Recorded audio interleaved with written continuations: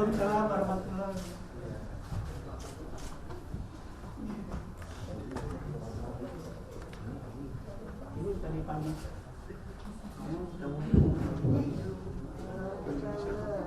Bismillahirrahmanirrahim. Assalamualaikum warahmatullahi wabarakatuh. Selamat sore teman-teman semuanya.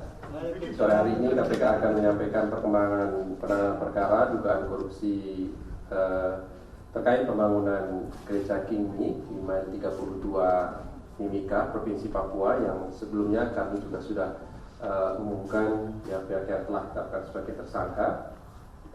Hari ini kami melakukan upaya paksa penahanan terhadap satu orang tersangka atas nama MS, gitu ya, selaku pejabat pembuat komitmen. Di sore hari ini Pak Deputi Penindakan Pak Haryoto nanti akan menyampaikan poin-poin dimaksud, dan setelahnya seperti biasa kami persilahkan tiga orang penanya boleh menanyakan terkait dengan perkara ini, perkembangannya ya, termasuk mungkin perkara-perkara lain jika ada yang sedang ditangani oleh KPK, kami juga persilahkan. Baik, kami silakan Pak Deputi Penindakan untuk menyampaikan poin-poin perkembangan dari perkara di Kabupaten Mimika, Provinsi Papua dimaksud. Kami silakan Pak. Terima kasih Mas Al. Assalamualaikum warahmatullahi wabarakatuh. Selamat sore, salam sehat untuk kita semua. Yang saya hormati rekan-rekan jurnalis yang mudah-mudahan semuanya sehat, yang saya cintai dan saya banggakan seluruh masyarakat Indonesia. Pada kesempatan sore ini kami akan mengumumkan upaya paksa penahanan tersangka perkara dugaan tindak pidana terkait pembangunan gereja Kingmi Mile 32 di Kabupaten Mimika, Provinsi Papua. KPK untuk perkara ini sebelumnya juga telah menetapkan dan mengumumkan beberapa orang tersangka sebagai berikut. EO, Bupati Kabupaten Mimika periode 2014-2019 dan periode 2019-2024. MS, Kepala Bagian Kesra Setda Kabupaten Mimika atau pejabat pembuat komitmen. TA, Direktur PT WM. Untuk keperluan proses penyidikan, tim penyidik menahan tersangka MS untuk 20 hari pertama terhitung 20 September 2022 sampai dengan 9 Oktober 2022 di Rutan Polres Jakarta Timur. Konstruksi perkara. Diduga telah terjadi rangkaian perbuatan melawan hukum sebagai berikut. Sekitar tahun 2013, EO berprofesi sebagai kontraktor sekaligus komisaris PT NKJ berkeinginan membangun tempat ibadah berupa gereja Kingmi di Kabupaten Mimika dengan nilai 126 miliar rupiah. Di tahun 2014 EO terpilih menjadi Bupati Kabupaten Mimika periode 2014-2019 dan kemudian mengeluarkan kebijakan satu diantara untuk menyelenggarakan dana hibah pembangunan gereja Kingmi Mile 32 ke Yayasan Warsing.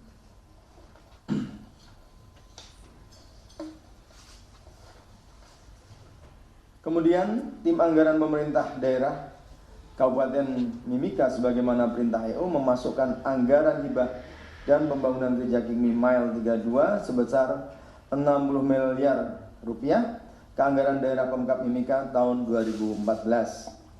EO yang masih menjadi komisaris PT NKJ kemudian membangun dan menyiapkan alat produksi beton yang berada tepat di depan lokasi akan dibangunnya gereja Kingmi Mile 32. Berlanjut di tahun 2015, untuk mempercepat proses pembangunan, EO kemudian menawarkan proyek ini ke TA dengan adanya kesepakatan pembagian fee 10% dari nilai proyek, di mana EO mendapat 7% dan TA 3%. Selain itu, agar proses lelang dapat dikondisikan, EO sengaja mengangkat MS sebagai pejabat pembuat komitmen, padahal ia tidak mempunyai kompetensi di bidang konstruksi bangunan. Dengan pengangkatan MS tersebut diduga MS juga meminta jatah fee ke beberapa kontraktor yang berkeinginan ikut dalam proses lelang walaupun pemenang lelang telah dikondisikan sebelumnya. EO juga memerintahkan MS untuk memenangkan TA sebagai pemenang proyek walaupun kegiatan lelang belum diumumkan. Setelah proses lelang dikondisikan, MS dan TA melaksanakan penandatangan kontrak pembangunan gereja Kingmi Mile 32 dengan nilai kontrak 46 miliar rupiah. Untuk pelaksanaan pekerjaan, TA kemudian mensubkontrakkan seluruh pekerjaan pembangunan gedung Kingmi Mile 32 ke beberapa perusahaan berbeda, salah satunya yaitu PT KPPN. Tanpa adanya perjanjian kontrak dengan pihak Pemkab Mimika, namun hal ini diketahui EO. PT KPPN kemudian menggunakan dan menyewa peralatan PT NKC, di mana EO masih tetap menjabat sebagai komisarisnya. Dalam perjalanannya, proses pembangunan gereja Kingmi Mile 32 tidak sesuai dengan jangka waktu penyelesaian sebagaimana kontrak, termasuk adanya kurang volume pekerjaan, padahal pembayarannya telah dilakukan. Seluruh perbuatan para tersangka dimaksudkan bertentangan dengan ketentuan Peraturan Presiden Nomor 54 Tahun 2010 tentang pengadaan barang dan jasa pemerintah. Akibat perbuatan para tersangka mengakibatkan timbulnya kerugian keuangan negara setidaknya sejumlah sekitar 21,6 miliar rupiah dari nilai kontrak 46 miliar rupiah. Atas perbuatannya, tersangka disangkakan melanggar pasal 2 ayat 1 atau pasal 3 Undang-Undang Nomor 31 Tahun 99 yang telah diubah dengan Undang-Undang Nomor 20 Tahun 2001 tentang perubahan atas Undang-Undang Nomor 31 Tahun 99 tentang pemberantasan tindak pidana korupsi junto pasal 55 ayat 1 ke 1 KUH pidana. Demikian, selesai. Baik, terima kasih Pak Deputi Penindakan yang telah menyampaikan perkembangan dari perkara dimaksud.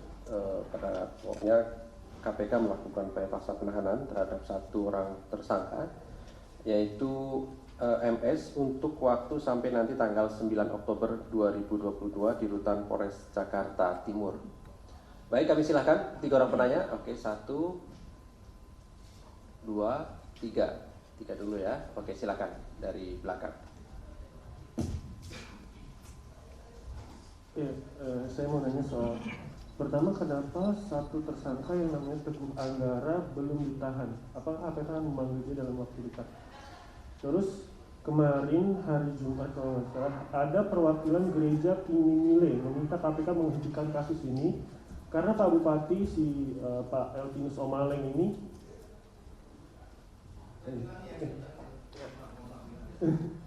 kemarin ada perwakilan hari Jumat itu ada perwakilan dari gereja Kingmi Mile meminta KPK menghentikan kasus karena Pak Bupati Pak Elvinus Omaleng ini disebut sudah berjasa membangun gereja dan gereja ini digunakan dengan baik oleh warga Mimika.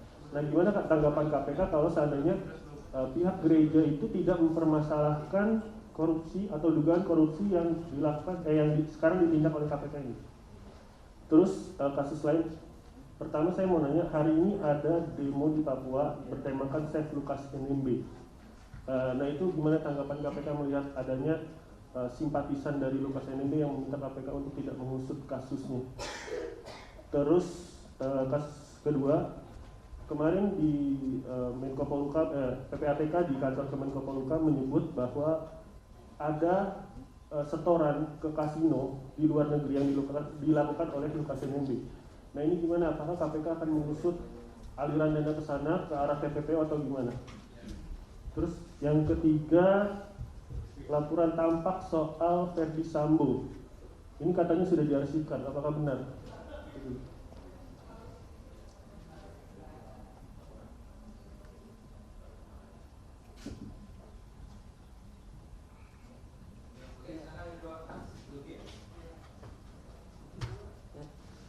Langsung kasus lain aja yang kemarin kan PPATK melaporkan 12 pernah membuat laporan 12 kali ke KPK terkait Lukas NMB itu salah satunya soal judi. Ya, boleh dijelaskan itu judinya seperti apa, Kak? Kan disebutkan dua negara itu di mana, kemudian juga dia menggunakan seperti apa sih, apakah valuta asing atau mungkin asuransi. Kemudian yang kedua itu kemarin kabarnya KPK sudah mengirimkan 2 kali surat pemanggilan ya Pak. Itu betul atau enggak? Kalau sudah 2 kali apakah akan dilakukan jemput paksa? Lukas NMB. Oh betul. Oh ya. Terus ketiga itu tadi Presiden sudah mengirimkan surat ke DPR soal calon pengganti Bu Lili itu Pak Yohanes Tanak dan Inyoman Wara. Nah mungkin boleh minta tanggapannya terkait calon tersebut. Ya, terima kasih. Ya, yang pertama untuk kasus ini, Mimika ini saya lihat mungkin agak kurang terblok up dalam proses penyidikannya, karena baru lihat Martin Sawi ini aja yang hadir dan di KPK. Sebelumnya itu hanya kontraktor atau subkontraktor saja. Artinya apakah saksi-saksi lain itu memang agak sedikit memang menahan diri untuk diperiksa karena banyaknya dukungan misalkan dari orang-orang gereja atau seperti apa. Nah kemudian saya untuk menanyakan tadi, menyambung tadi soal laporan PPATK tadi, sebenarnya KPK dalam hal selain bekerja sama dengan PPATK udah ada belum sih kasus yang terkait misalkan dugaan suapnya tuh tidak mainstream gitu loh, di luar mainstream. Misalkan KPK menemukan adanya dugaan suap dalam bentuk suap judi gitu loh, udah belum? Kira-kira KPK udah pernah nangani belum? Itu pernah dilakukan oleh kayak kelompoknya Yahya Purnomo ketika itu, atau misalkan suapnya yang nggak ketahuan, suapnya lewat GoPay, kata 3 triliun masuk ke GoPay. Itu kan agak menarik juga ketika KPK sendiri dianggap belum eksis di era digital dalam hal suap-suap uang-uang ataupun nominal-nominal dalam bentuk hal itu. Apakah KPK sudah memiliki tim misalkan atau menemukan adanya kasus dalam bentuk yang tadi saya katakan? Kan ini kan lagi marak nih orang main judi, bahasanya slot lah gitu loh. Misalkan bupatinya mau disuap, yaudah saya isi di slotnya ya Pak. Ini bisa aja kan seperti itu. Sama halnya dengan Lukas NMB. Kalau ini kan kelasnya udah kelas bagong, kelas kakap gitu. Kalau itu langsung dia punya koin sendiri. Kasino itu nilainya memang tinggal dikurskan saja. Per kepingnya itu 10.000 US dollar, 5.000 US dollar. Nah, itu aja pertanyaan saya. Makasih. Terima kasih Mas Waril.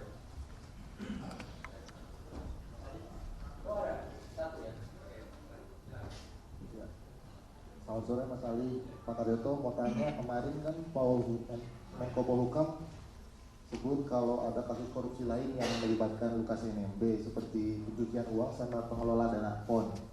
Apa itu akan didalami KPK? Terima kasih.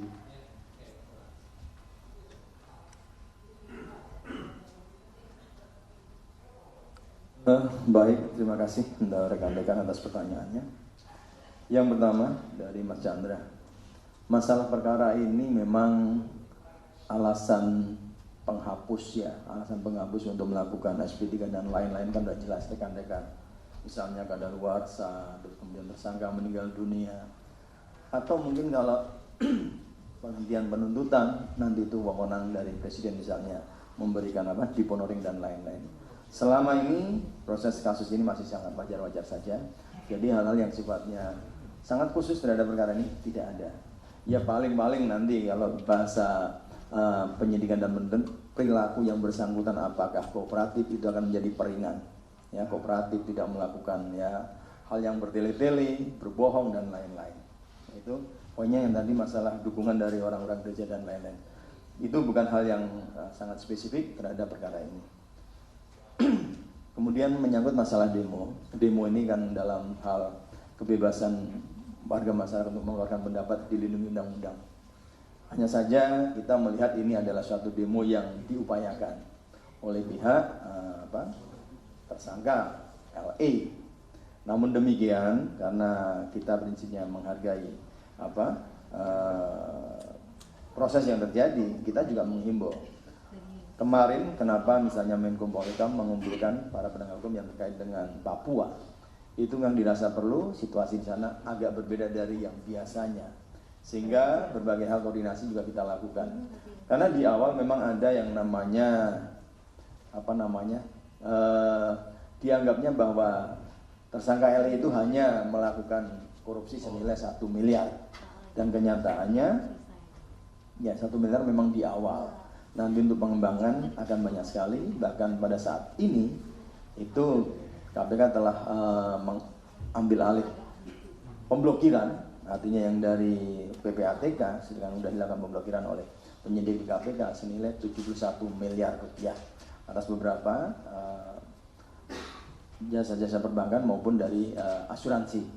Artinya ini sedang kita dalami, kita sedang cari tindak pidana pokoknya apa. Apakah itu suap, apakah itu berkaitan dengan pengadaan barang dan jasa, atau yang lain-lain.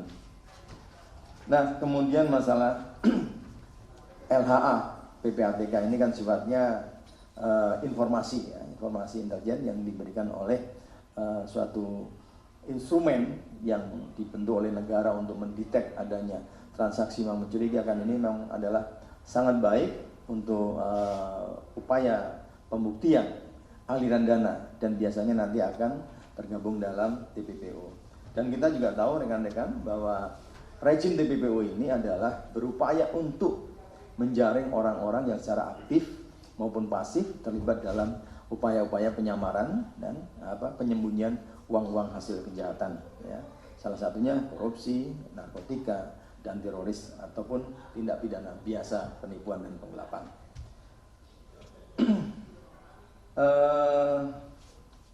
Kalau yang menyangkut laporan Ferdy Sambo, ya kami sepanjang nanti ada telaah dari PLPM, artinya bagian Dumas yang sudah masuk di kita, ya akan kita lihat sejauh mana ya esensi dari laporan-laporan itu. Kemudian Pak Yogi, laporan PPATK kembali sangat diperlukan, ya, sangat diperlukan ini karena setiap hasil kejahatan itu orang berupaya untuk menyimpan, ya. Nah, instrumen salah satu instrumen yang bisa mendetek di perbankan itu ya negara sudah membentuk dengan PPATK, ya, transaksi keuangan, ya. Nah, jadi kalau nggak salah hampir 12 kali ya dari Pak Ivan, ya memang betul. Yang dari awalnya memang kita berupaya untuk pertama lidik tertutup, karena sudah semakin dari sini semakin kelihatan, akhirnya menjadi lidik secara terbuka. Dan rekan-rekan juga tahu kendala di Papua itu di samping wilayah yang sangat luas, ya istilahnya kalau di sana orang yang dipilih itu pasti akan punya banyak pendukungnya. Kemudian masalah pemanggilan yang bersangkutan LE ini baru 1 kali sebagai tersangka. Nanti mudah-mudahan di minggu ini akan dilayangkan untuk panggilan minggu berikutnya, ya itu kewajiban kita untuk melakukan pemanggilan atau melanjutkan proses penyidikan yang sudah kita lakukan. Masalah pengganti Bu Lili saya tidak berani bicara, ya nanti Pak Jubir aja kalau mau bicara silakan. Pak Mario, kasus ini memang kita pernah datang ya ke Mimika sana dalam pengumpulan bahan keterangan dan informasi yang sifatnya masih lidik, sehingga nanti pada saat proses sidik ini mereka akan dipanggil lagi untuk dimintai secara BAP, ya, BAP pemeriksaan saksi. Dan kalau nggak salah sudah ya Pak, ya, sudah, mohon maaf sudah dua kali lah ke Mimika. Nah kemudian Pak Mario, dalam rejim money laundry ini memang berbagai macam cara untuk menyimpan hasil kejahatan yang disamarkan, disembunyikan, kemudian melalui instrumen perbankan, ya nanti akan kita detek ada atau tidak, ya. Karena selama ini yang mungkin nyata-nyata terdetek ini yang tadi disampaikan oleh PPATK yang di kasino ini salah satu cara yang cukup unik, ya, cukup unik, tidak biasa. Dan kemarin juga salah satu orang orang yang terkait mungkin yang masih diduga sebagai penghubung di Singapura itu sudah ada nama, tinggal nanti kita upayakan untuk pemeriksaan atau pemanggilan. Kalau dia warga negara Singapura ya mesti akan ada proses-proses kerjasama antar negara untuk bisa menghadirkan yang bersangkutan sebagai saksi berkaitan dengan apakah orang ini terlibat aktif atau pasif dalam hal membantu tersangka dalam hal menyembunyikan atau menyamarkan hasil kejahatan.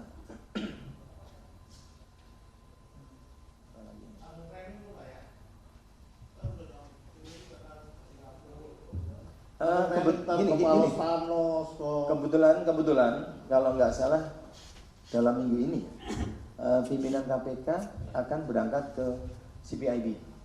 Nah ini juga menjadi bahan pembahasan nanti hal-hal yang terkait dengan Singapura, baik beberapa orang yang sedang kita cari, karena kemarin kita melakukan salah satu menanya apakah sudah bisa beroperasi dengan ekstradisi. Ternyata memang belum ada peraturan pelaksanaannya ya. Kita sudah nanyakan dari salah satu PJKI yang dari Kemlu itu paham tentang bagaimana kerjasama antar negara. Yang mudah-mudahan peraturan turunannya segera dibikin oleh kedua belah pihak ya.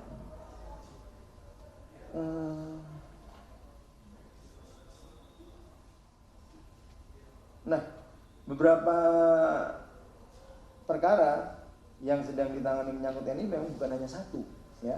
Ada beberapa yang sedang kita tangani terkait, apalagi nanti dikaitkan dengan beberapa laporan masyarakat dari Dumas yang menyangkut tentang di Papua dan juga dikaitkan dengan hasil PPATK yang ada. Jadi memang kita proses sidik sedang jalan, yang lidik pun ada beberapa perkara yang sedang kita jalankan. Sementara itu, terima kasih.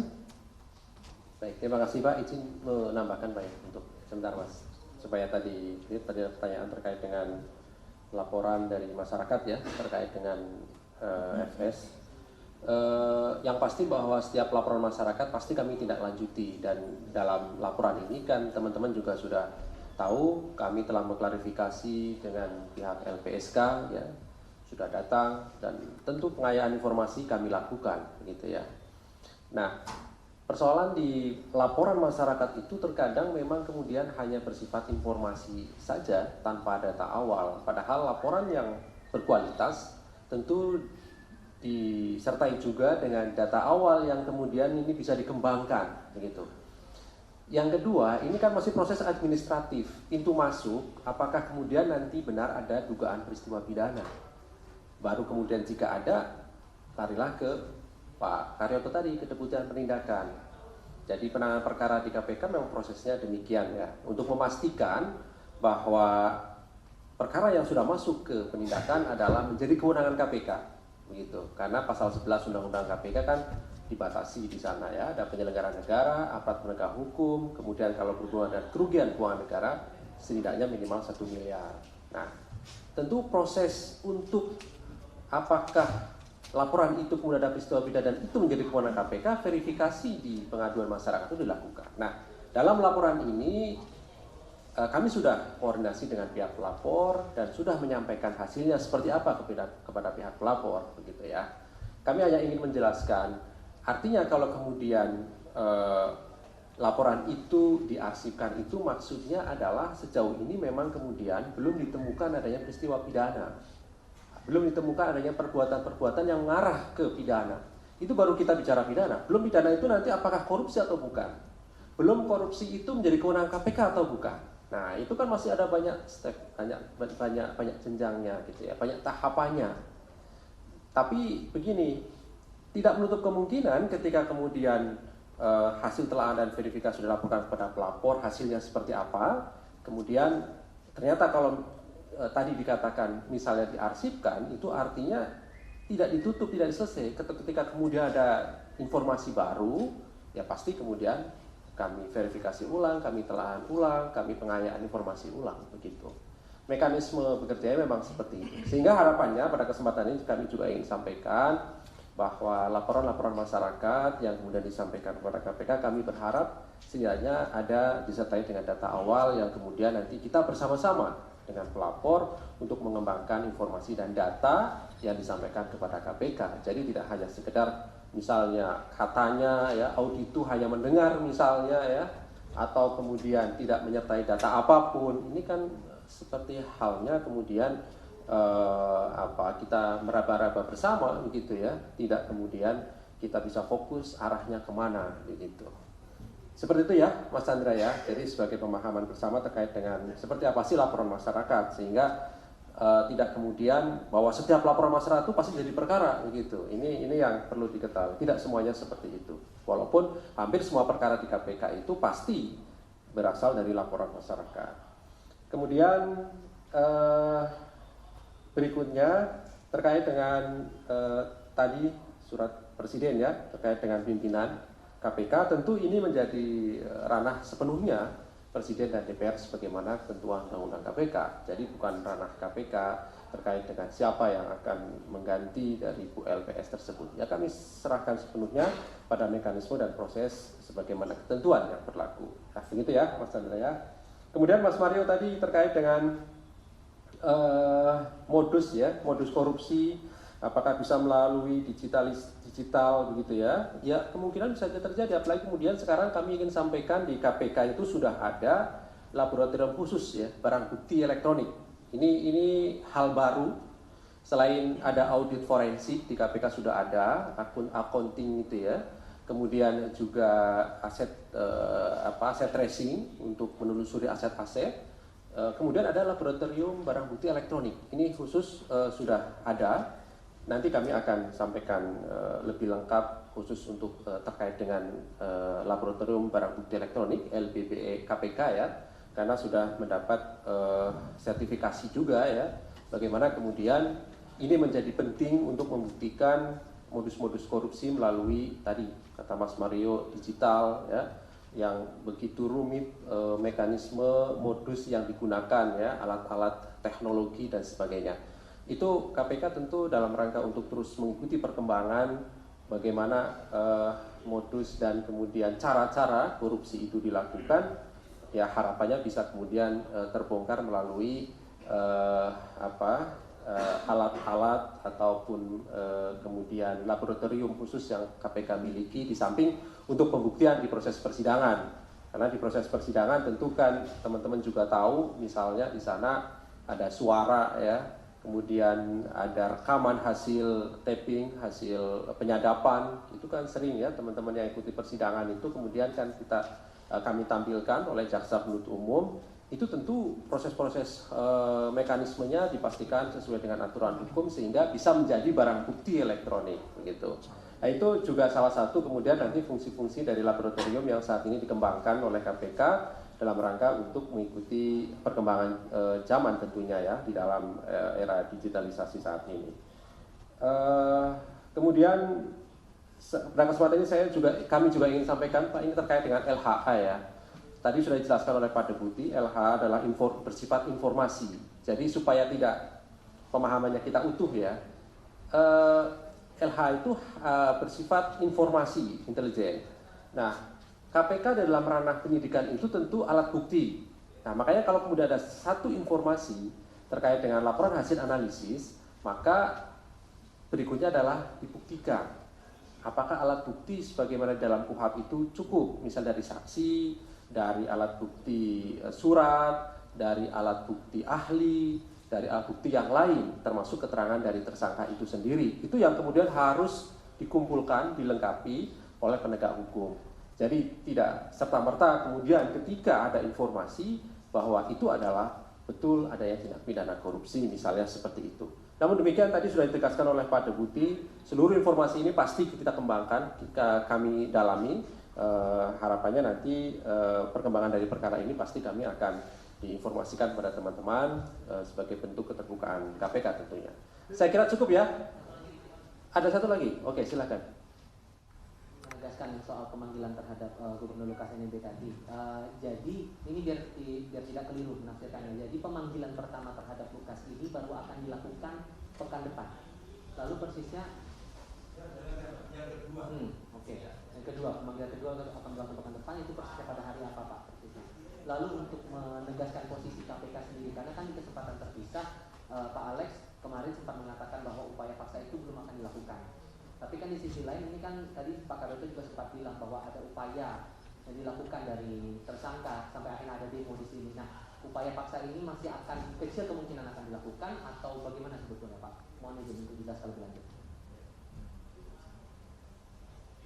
Baik, pemanggilan adalah cara yang diatur dalam hukum acara untuk menghadirkan tersangka. Step-stepnya ada pemanggilan pertama, pemanggilan kedua, ada surat perintah membawa. Semuanya nanti akan tergantung dengan situasi dan kondisi, akan bisa berkembang. Yang jelas saya tidak akan mengatakan nanti akan ini, nanti akan ini. Yang akan saya lakukan di tahap ini, setelah pemanggilan pertama tidak datang, kita panggil panggilan kedua yang akan dilayangkan mungkin besok ya, akan dilayangkan ke Papua, dan untuk waktunya datang di minggu berikutnya, entah Senin atau Selasa. Oke, cukup ya. Oke, terima kasih. Baik, cukup. Terima kasih ya. Oh ya, oke. Saya kira cukup ya, sudah cukup jelas Mas Mario. Tadi sudah jelaskan ini panggilan yang kedua.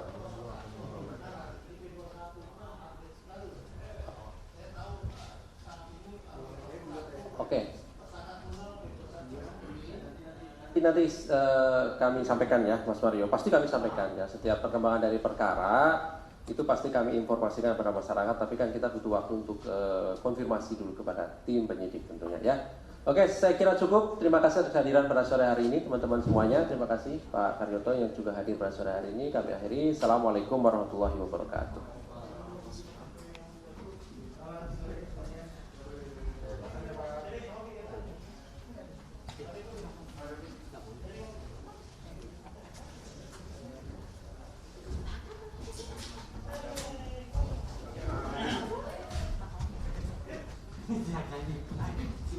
Waktu saya Pak.